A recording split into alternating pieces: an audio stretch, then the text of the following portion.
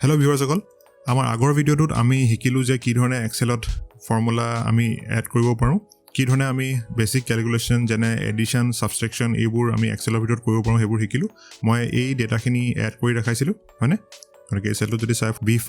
+ b6 এনেধৰণে ফৰ্মুলাটো put কৰা আছে আৰু ঠিক একেদৰে মই ইয়াত সাবট্ৰেকশন কৰি আপোনালোকক দেখাইছিলো এটো চক b3 - b10 ওকে আৰু লগতে মই আপোনালোকক দেখালো যে কি ধৰণে আপোনালোকে যদি সিমিলাৰ ক্যালকুলেশন আপুনি কৰিব বিচাৰে সিম্পলি সেলটোত সিলেক্ট কৰি এই যে হৰু বাটনটোত আপুনি ড্ৰেগ কৰিব পাৰিব এই কথাকেইটা মই কৈছিলো এই ভিডিওটোত মই ফৰ্মুলাৰ ওপৰত আৰু অলপ ইনফৰমেশন আপোনালোকক দিম মই দেখুৱাম যে কি ধৰণে আপোনালোকে ফৰ্মুলা এটা সহজতে কপি কৰিব পাৰিব আৰু লগতে এই ভিডিওটোত মই কম যে ৰিলেটিভ ৰেফাৰেন্স আৰু এবসলিউট ৰেফাৰেন্স কি হয় আৰু দুটাৰ মাজত ডিফাৰেন্সটো কি তো ইয়াত মই টোটেলৰ আৰু এটা কলম এনেধৰণে আছিল গতিকে মই ইয়াত এতিয়া এই ডেটাখিনি এড কৰিম তো এড কৰিবৰ বাবে ফৰ্মুলা আমি এন্ট্ৰি কৰিব লাগিব আৰু তাৰ প্ৰথম ষ্টেপটো হৈছে আমি ইয়াত ইকুৱেল প্ৰেছ কৰিম হয়নে আৰু তাৰ পাছত আমি সেলবোৰৰ ৰেফাৰেন্স দিম ওকে তো ফাৰ্স্ট সেলটো এটো প্লাস সেকেন্ড সেলটো প্লাস থাৰ্ড সেলটো ওকে গতিকে এতিয়া যে মই সেল গিটাৰ ৰেফাৰেন্সটো দিলো এই ৰেফাৰেন্সটো কোৱা হয় ৰিলেটিভ ৰেফাৰেন্স ইয়াৰ কাৰণটো এটো যে E5 সেলটোক যেতিয়া মই ফৰ্মুলাটো এন্ট্ৰি কৰিছো মই ইয়াত ৰেফাৰেন্স দিছো যে এই সেলটোৰ বাওঁফালে থকা এই তিনটা সেলৰ মই ৰেফাৰেন্স দিছো যাৰ নেকি এডিশন মোক লাগে হয়নে গতিকে ইয়াক ৰিলেটিভ ৰেফাৰেন্স বুলি কোৱা হয় আৰু মই মোৰ আগৰ ভিডিওত কৈছিলো যে সিমিলাৰ যদি আপুনি ক্যালকুলেশন কৰিবলৈ আছে সিম্পলি সেলটো সিলেক্ট কৰিলে য'ত নেকি আপুনি ৰিজাল্টটো পাইছে আৰু এই প্লাস বাটনটো যদি আপুনি এনেধৰণে আপুনি ড্ৰেগ কৰে তেতিয়া বাকি গিটাৰ ক্যালকুলেশনৰ যেটো ৰিজাল্ট আছে হেতু আপুনি পাই যাব ওকে কিন্তু ইয়াত আসলতে হৈছেনো কি গতিকে মই এটা সেল সিলেক্ট কৰো এই সেলটো গতিকে ইয়াত দেখিবলৈ পাব ইয়াত অটোমেটিক্যালি যেটো সেল ৰেফাৰেন্স আছে যেটো B6 C6 D6 হৈ পৰিছে হয়নে গতিকে যেতিয়া আপুনি ৰিলেটিভ ৰেফাৰেন্স ইউজ কৰিব এটা সেলত তেতিয়া আপুনি ড্ৰেগ কৰিলে অটোমেটিক্যালি সেলৰ ৰেফাৰেন্সটো এনেধৰণে চেঞ্জ হৈ যাব হয়নে ইয়াত যদি আপুনি চাই ইয়াত আছিল সক B5 আছিল গতিকে মইটো চেঞ্জ কৰা নাছিলো মই সিম্পলি ড্ৰেগ কৰিছিলো আৰু অটোমেটিক্যালি ইয়াত কি হৈ গল এই সেলটোত B6 হৈ গল হয়নে ঠিক একেদৰে এইটো সেলত যদি চাই B7 হৈ গল হয়নে গতিকে কি হৈছে অটোমেটিক্যালি সেলৰ যেটো ৰেফাৰেন্স আছে এটো চেঞ্জ হৈ গৈ আছে এতিয়া কথাটো আহিল মই যেতিয়া এই প্লাস চিনটো ড্ৰেগ কৰিছো তেতিয়া কি হৈছে এই ফৰ্মুলাটো এই সেলটোৰ পৰা বাকি কিটা সেললৈ কপি হৈ গল হয়নে গতিকে এই ফৰ্মুলাটো কপি কৰাৰ যেটো প্ৰপাৰ ওয়ে হেতু হৈছে এই সেলটো যেতিয়া মই সিলেক্ট কৰিম তেতিয়া আসলতে মই এই সেলটোৰ আন্ডাৰত থকা ফৰ্মুলাটোহে মই সিলেক্ট কৰিছো ওকে সদায় এটো মনত ৰাখিব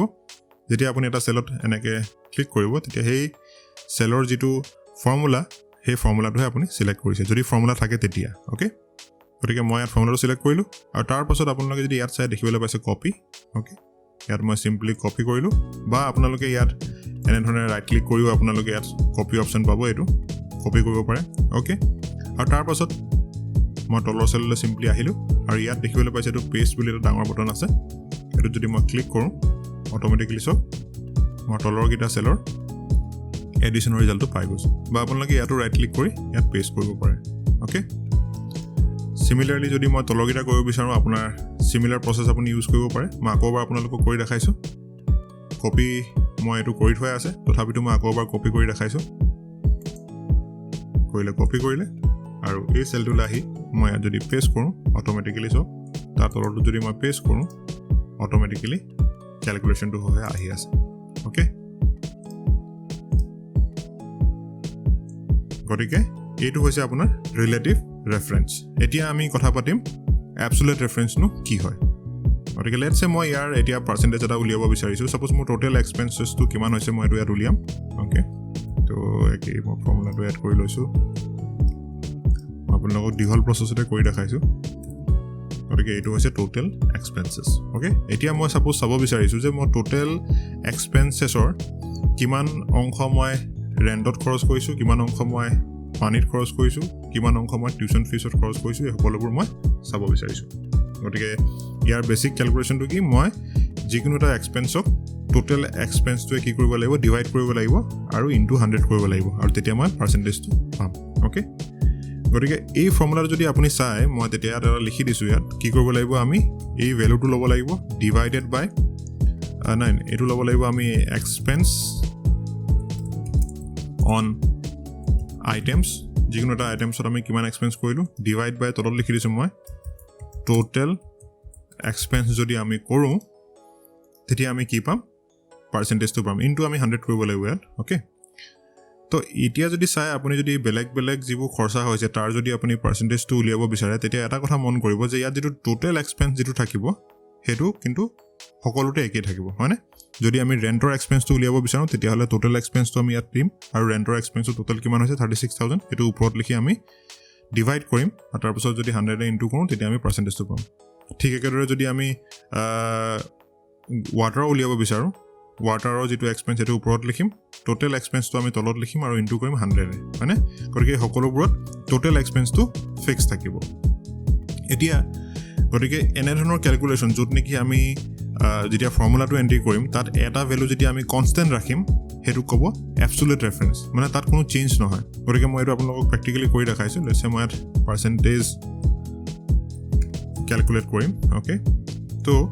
পাৰ্চেণ্টেজৰ ফৰ্মুলাটো মই ছাপ'জ এতিয়া লৈছোঁ ফৰ্মুলা আমি এণ্ট্ৰি কৰিবলৈ কি কৰিব লাগিব প্ৰথমতে আহিব ইকুৱেল অ'কে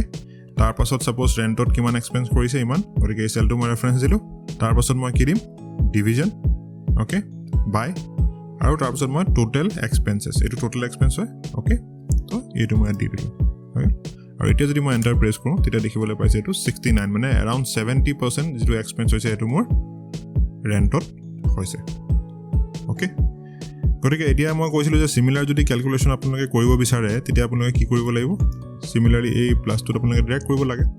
অ'কে যদি আপুনি এতিয়া ড্ৰেগ কৰি দিয়ে চব কি হৈছে ইয়াত ভুল দেখাইছে ইয়াত ডেটাটো আপোনাক ভুল দেখালে কি হৈছে বাৰু এনেকুৱা এইকাৰণে হৈছে যে ইয়াত যিটো আপুনি টোটেল এক্সপেন্সেছ ভেলু আছে সেইটো হৈছে এবছলুট আৰু আমি ইয়াত এতিয়া যদি আপুনি এই ছেকেণ্ড ঘৰটোত যদি আপুনি যিটো ডিভিজন ডিভাইডেড বাই 0 ওলাই আছে যিটো ফল্ছ এৰৰ দেখাই আছে গতিকে তাত যদি আপুনি ডাবল ক্লিক কৰে তেতিয়া দেখিবলৈ পাব ইয়াত যিটো আপোনাৰ তলত যিটো চেল ৰেফাৰেঞ্চ লৈছে সেইটো কি লৈছে E11 লৈছে হয়নে গতিকে আমি যদি ইয়াত 36,000 লৈছিলোঁ তেতিয়া এইটো আছিলে 51,500 আছিলে আৰু আমি যদি এটা চেল তললৈ আহিলোঁ তেতিয়া অট'মেটিকেলি এক্সেলে কি কৰিলে তলৰ চেলটোৰ ৰেফাৰেঞ্চ লৈ ল'লে কিয়নো আমি যেতিয়া এই প্ৰথম ফৰ্মুলাটো এণ্ট্ৰি কৰিছিলোঁ তেতিয়া E10 যিটো ভেলু আমি দিছোঁ সেইটো হৈছে ৰিলেটিভ ৰেফাৰেঞ্চ এইটো এবছলুট ৰেফাৰেঞ্চ আমি ইয়াত দিয়া নাই মানে এইটো চেঞ্জ হৈ থাকিব যেনেধৰণে আপোনালোকে আগৰ যেতিয়া মই ইয়াত এক্সাম্পলত দেখাইছিলোঁ এইবোৰ যে এডিশ্যন কৰিছিলোঁ অট'মেটিকেলি আপুনি দেখিবলৈ পাইছিলে ইয়াত B5ৰ পৰা B6 B6ৰ পৰা B7 হৈ গৈছিলে আৰু তাৰ কাৰণে কি হৈছে ইয়াত এৰাৰ আহিছে আৰু তাৰ তলৰ চেলটো যদি আপুনি ফৰ্মুলাটো চাই দেখিছে আৰু এটা চেল তললৈ আহিলে আৰু তলৰ চেলটো আউটাৰ ৰেফাৰেঞ্চ নিজে নিজে তললৈ গুচি আহিলে হয়নে কিন্তু আমি ইয়াত লাগিছিলে কি আমাক 51,500 লাগিছিলে যাৰ কাৰণে ইয়াত ৰিজাল্টটো অহা নাই গতিকে যদি আপুনি এটা চেলত এবছলুট ৰেফাৰেঞ্চ দিব বিচাৰে তেতিয়া কি কৰিব লাগিব মই এই ফৰ্মুলাটোলৈ গৈছোঁ আমি এবছলুট ৰেফাৰেঞ্চটো সদায় দিওঁতে আপুনি আগত ইউজ কৰিব লাগিব ডলাৰ চিম্বলটো আপোনালোকৰ কীবৰ্ডত আপোনালোকে দেখিবলৈ পাব 4ৰ লগত জেনেৰেলি থাকে তো শিফ্ট দবাই যেতিয়া মই ডলাৰ চিম্বলটো ইয়াত দিছোঁ আৰু তেনেকৈ 10ৰ আগত যদি মই ডলাৰ চিম্বলটো দিওঁ দেখিলে আৰু এতিয়া যদি মই এণ্টাৰ প্ৰেছ কৰোঁ ইয়াততো মই একেই পাইছোঁ অ'কে আৰু এতিয়া যদি আপুনি এই প্লাছ চিনটোত যদি ক্লিক কৰি আপুনি এনেধৰণে ড্ৰেগ কৰে চাওক চবৰে কেলকুলেশ্যন পাই গ'লোঁ গতিকে এতিয়া চাওক আপুনি যদি ফৰ্মুলাত চাই দেখিবলৈ পাইছে ইয়াতো সেই একেই এই চেলটোৰ ৰেফাৰেঞ্চ ওলাইছে ইয়াতো একেটা চেলৰ ৰেফাৰেঞ্চ ওলাইছে ইয়াতো ওলাইছে হয়নে